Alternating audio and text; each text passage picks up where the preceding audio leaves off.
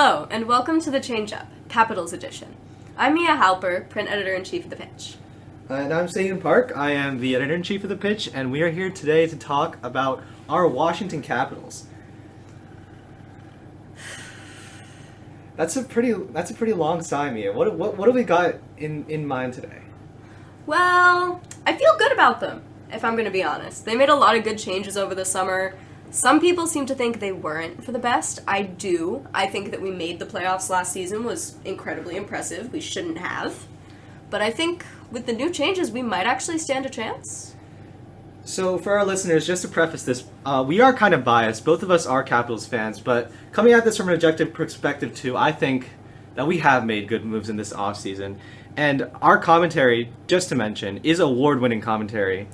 For those who aren't familiar, we picked up a National Scholastic Press Association award this fall for our Capitals commentary last year. So I figure we should just dive into some of the offseason moves that we made and look at our Capitals team that is going to play its first regular season game on Saturday. Yes, against the Devils at home. So first off, we have the acquisition of Pierre-Luc Dubois.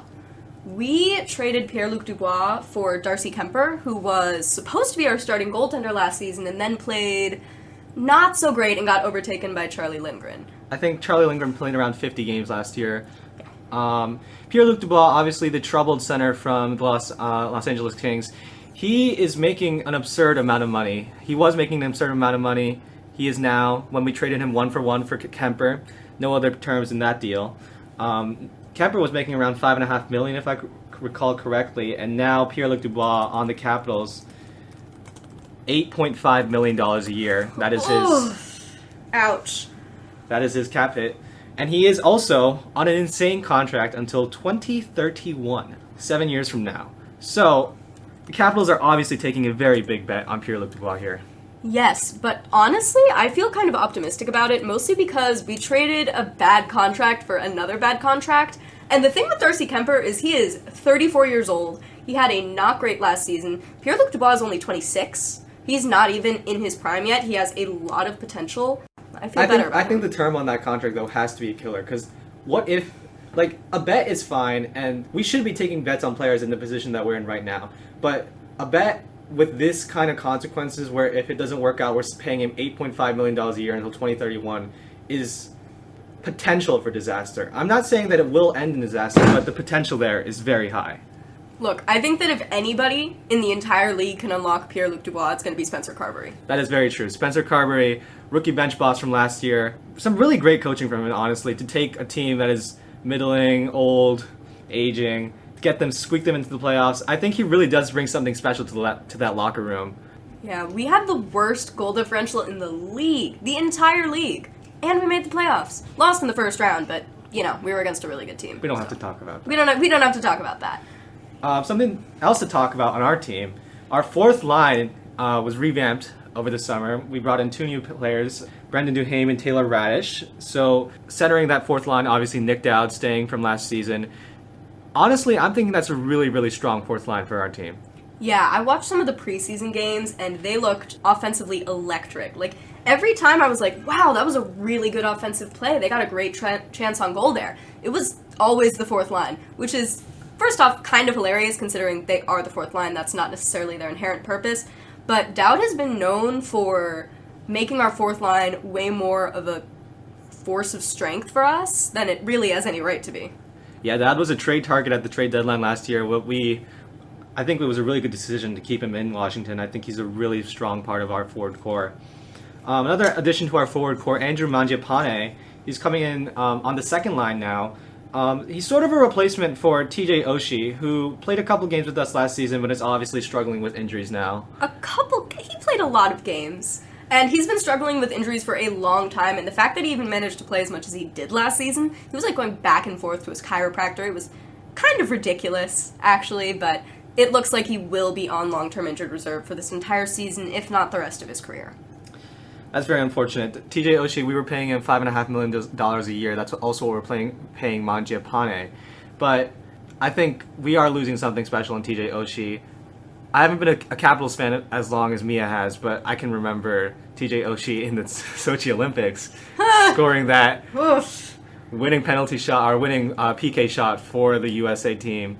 That's what I've always known him for, and I'm sure Mia can talk about what a great force he was for this team. He was an absolute wizard in the shootout, first off. He just always brought a lot of heart.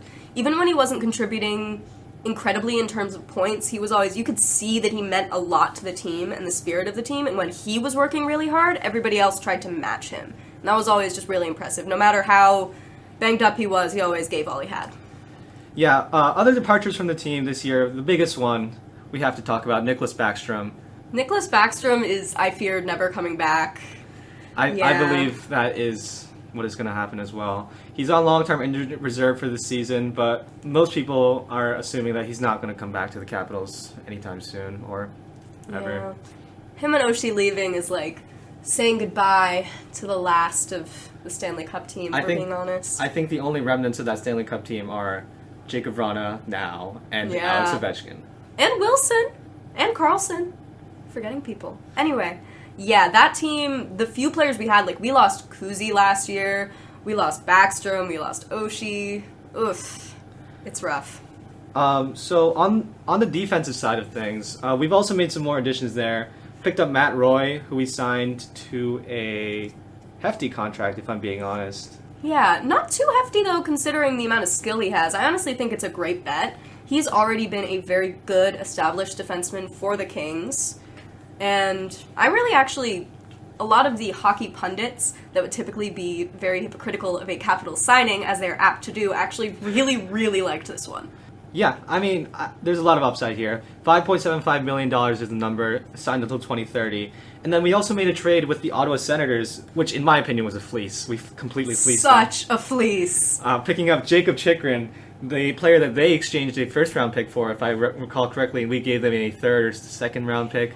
And Nick Jensen, who is getting old, getting worse. All the love to Nick Jensen, but Jacob Chychrun, what a fleece from GMBM. Such a good acquisition. And him and Carlson in preseason looked incredible together. That's going to be a really dynamic offensive pairing. Yes, that top pair is going to be Jacob Chychrun and John Carlson. Martin Ferravari from last season staying on the left side, second pairing with Matt Roy. And our third defensive pairing is Rasmus Sandin and Trevor Van Riemsdyk. And we have two extra defensemen, Dylan McElrath and Alex Alexiev, who I think are really good players from Hershey. Yeah, Alexiev got a lot of minutes last year because we had a lot of injuries to our defensive core. At one point, we were down to one defenseman still in Hershey, so Alexiev played a lot of big minutes, and he was quite solid, actually.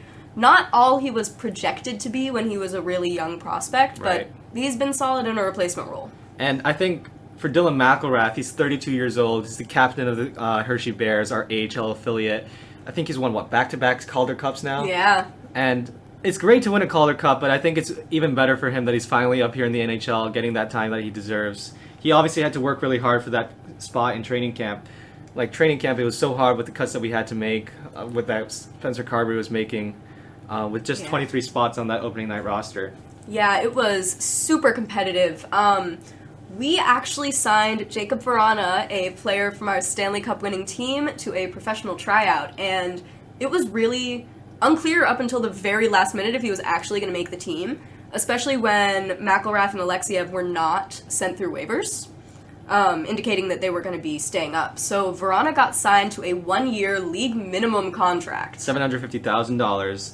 We'll see how he does, but he is currently he's competing on the third line with Sonny Milano for that left wing spot. Yeah. I think he is an incredible force. He isn't what he used to be, obviously, but his ceiling is incredibly high. His speed is still there. His level of dynamicness is still there. And Sonny Milano has been not as strong as he was supposed to be. He was really good in certain moments last season. He's very injury prone.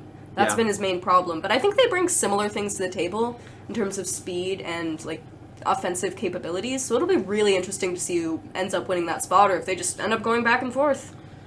Speaking of training camp and winning spots, a couple of losers for those spots. Andrew Kristal, Ivan Miroshnichenko, and Ethan Bear all got sent down either to juniors or to Hershey, but not without a fight. Yes. Andrew Kristal, one of our top prospects, he's in one of the Canadian junior leagues, I believe. He's in the WHL? Maybe? But he put up an amazing training camp performance. They should have been cut in the first or second round of cuts, but stayed up until the very last preseason game, even getting minutes in that game against Boston. So a really amazing performance from him. The only problem with Andrew Cristal was that if we wanted to keep him, we would have not been able to send him down to the juniors once the season started. So if we had decided to keep him, we would have had to keep him for the entire season. So the technicalities for that are, we've done it in the past. We had Lapierre a bit up before he was out of whatever Canadian Junior League he was in. Cristal can only stay up for 10 games, I think it is, or he burns an entire year of his ELC. Exactly. We would still be able to send him down, but we can't give him to Hershey yet. He actually turns, I think it's 21 is the age limit. He turns that in February. So we can get him to Hershey really not that far from now, so I just don't think it was worth the risk. And in regards to Ethan Bear, he was in the NHL's player assistance program for a bit of last year. He was someone we picked up a little late in the beginning of last season. He was a last-minute signing, and he hasn't quite lived up to expectations, especially... We didn't think he'd get sent down to Hershey at the beginning of this season, to be honest. I thought McIlrath or Alexiev would be going down, but he just did not impress at training camp. It's unfortunate. Ivan Miroshnichenko, also one of our top prospects, also got sent down. But I think we'll be seeing him again pretty soon, especially as soon as someone gets injured. I think he'll be at the top of that list to come right back up here. Absolutely. He's still on an entry-level contract, so we can send him up and down with absolutely zero issue. And I think it'll be good for his development. He has looked incredibly good in his moments here, but he's just not... His all-around game isn't quite there yet. Right. And for the final big ad for the Capitals in this offseason... Looking at the back end goaltending at in goal, Logan Thompson acquired from the Las Vegas Golden Knights. What do we think about that? He is really good, and I'm really excited to see what happens with that. Him and Lindgren together is going to be an amazing pairing. The concern for us was initially trading away Kemper. Lindgren had one really, really good season. Will he be able to repeat that? We have no idea. And to be honest, we don't have an immense amount of faith in Hunter Shepard and Clay Stevenson from Hershey to play consistent good minutes, so Thompson was a really important ad. I mean, like Charlie Lindgren last season, if you weren't familiar, he basically carried us into the playoffs, stood on his head most nights. Insane season, but it's obviously hard to tell if those seasons can be replicated. So I think adding Logan Thompson was a really, really smart move from management. And the interesting thing is they're both unrestricted free agents next year, so it'll provide a little bit more fire behind their asses when they're in net. Just trying to compete against each other, trying to win starts with Spencer Carberry. And I think they'll play off each other, really. I think they'll make both of each other better. Yeah, Lindgren and Kemper actually talked about that last year when they were going back and forth, and it would be really interesting to see it happen again, and hopefully they both reach a very high level of play. The great thing there is we're paying the two of them collectively under $2 million. Which is honestly an insane deal. Such a bargain. Especially when you look at what Boston is paying their goalie. $8.25 million a year for Jeremy Swayman. Hey, the Senators signed Ullmark to an identical deal. So I know Ullmark definitely asked for that $8.25 just to match. And there's been some rumblings of Igor Shesterkin asking for upwards of like $10 million. 11. He was, yeah. So goalies in this league are getting expensive, but we've had it pretty good here. We'll see what works out this season. More generally, bigger picture for the Capitals. Last year, we squeaked into the playoffs. Last game of the regular season, we still didn't know what would happen, and it was up to Philadelphia to decide our fate. And then Tortorella pulled the goalie, which he didn't need to do because they had actually already been eliminated from contention, and poof, playoffs. So, do you think we're going to replicate that this season? I honestly think we're going to be a better team. Last year we struggled a lot with consistency. We had multiple losing streaks that were really just rough.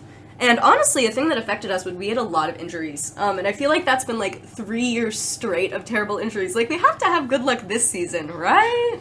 Hypothetically, probably not going to happen. We're still probably going to have a ton of injuries. But as long as Ovi's okay, you know.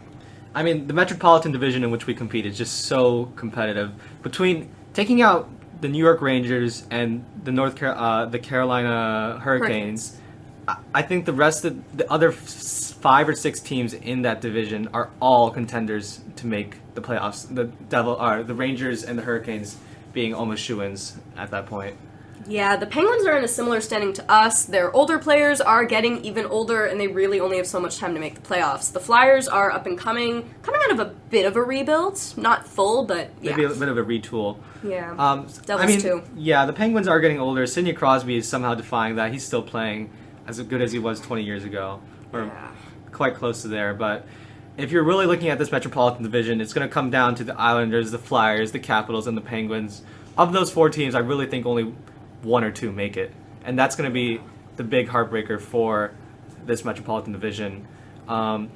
Even in the Eastern wild card, there's still teams trying to compete for that wild card. The Sabres haven't made a playoff series since 2010. It's been a long time. And the Canadiens are looking stronger. The Red Wings could get there. The Senators could also get there. The Lightning just didn't re-sign one of their stars in Stamkos, but they still have a shot. And I think it's going to be a really competitive Eastern Division this year. But looking at the offseason moves that we have made, I think our team has gotten better. And I think that's going to be what propels us into the playoffs this year. I don't know how we're going to do in the playoffs. I don't know what could happen there. But I really do think that this team is a playoff team if we play it right and if we avoid injuries. I think this is really probably Ovi's last shot. I hate to say that because, I've been watching him for so long, but he only has so much left in the tank. And I do think we're going to make the playoffs this season. If I have faith in anybody, it's in Spencer Carberry to be able to lead this team, which is better than the one he had to deal with last season. So I think there's a shot. Now, would another first-round exit make me probably cry a lot of tears of pain? Yes, but at least we'd be in the playoffs. Maybe this time we won't get swept. And the biggest question for the Washington Capitals, Alex Ovechkin, age 39, will he break the goal record this year? I think he will. And there's, pretty much only one reason why, actually. Bruce Boudreau, former coach of the Washington Capitals and just all-around really funny guy who stayed pretty local, he went on the record and said, "This is the best I've seen Ovi come into training camp probably ever." And as a result, he said he thinks he's going to break the record. And honestly, I have faith in Bruce Boudreau. I think he's right. Alex Ovechkin, he knows what the stakes are here. He's really been working hard in this training camp coming into it. He's separated 42 goals from the greatest goal scorer of all time, Wayne Gretzky, who has 894, Ovechkin at 853. It's 42 goals in a season. It's not a horrible ask for a man who has scored up to 65. But he's had so many 50-goal seasons and 40-goal seasons for that matter at this point that I think it is possible. 31 goals last season was the number for Alex Ovechkin. Had a really shaky start at the beginning of the season, but picked it up enough to get past that 30-goal mark. Season before that, 42 goals. Season before that, 50 goals. And the last regular season before that, before COVID, was 48 goals. So he can consistently produce around the 50-goal mark. It's just, will age be able to overtake that? Yeah, hopefully not. Hopefully not. So, for your Washington Capitals, this season, the goals are to get into the playoffs and to get Ovi to that record. Yeah. Maybe not in that order. Maybe in the reverse order, actually. Hopefully in the reverse order. Yeah.